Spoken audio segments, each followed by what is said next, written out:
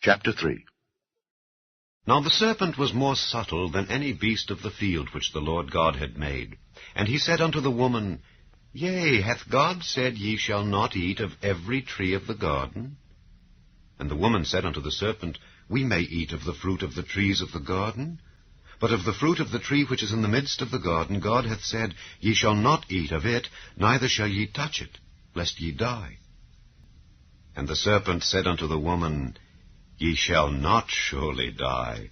For God doth know that in the day ye eat thereof, then your eyes shall be opened, and ye shall be as gods, knowing good and evil.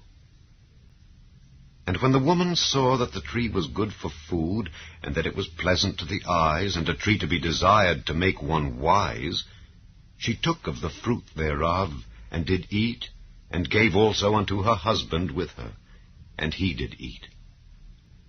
And the eyes of them both were opened, and they knew that they were naked.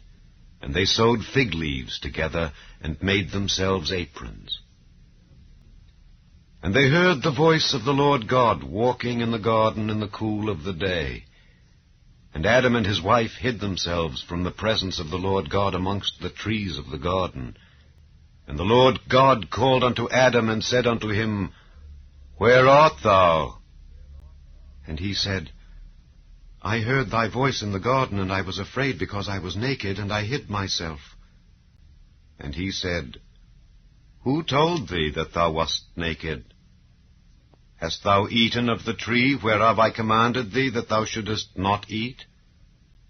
And the man said, The woman whom thou gavest to be with me, she gave me of the tree, and I did eat. And the Lord God said unto the woman, What is this that thou hast done? And the woman said, The serpent beguiled me, and I did eat. And the Lord God said unto the serpent, Because thou hast done this, thou art cursed above all cattle, and above every beast of the field. Upon thy belly shalt thou go, and dust shalt thou eat all the days of thy life. And I will put enmity between thee and the woman, and between thy seed and her seed. It shall bruise thy head, and thou shalt bruise his heel. Unto the woman he said, I will greatly multiply thy sorrow and thy conception.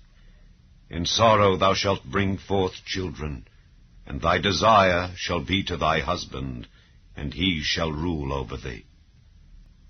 And unto Adam he said, Because thou hast hearkened unto the voice of thy wife, and hast eaten of the tree of which I commanded thee, saying, Thou shalt not eat of it, cursed is the ground for thy sake.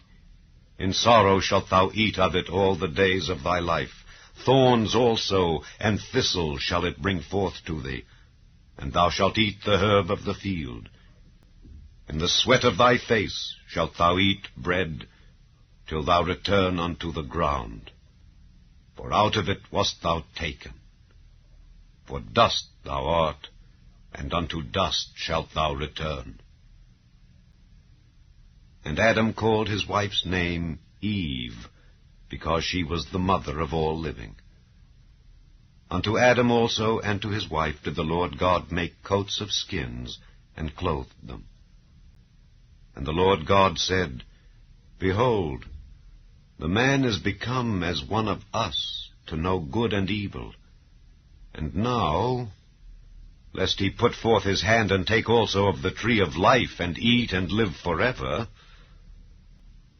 Therefore the Lord God sent him forth from the Garden of Eden, to till the ground from whence he was taken. So he drove out the man, and he placed at the east of the Garden of Eden cherubims, and a flaming sword, which turned every way, to keep the way of the tree of life.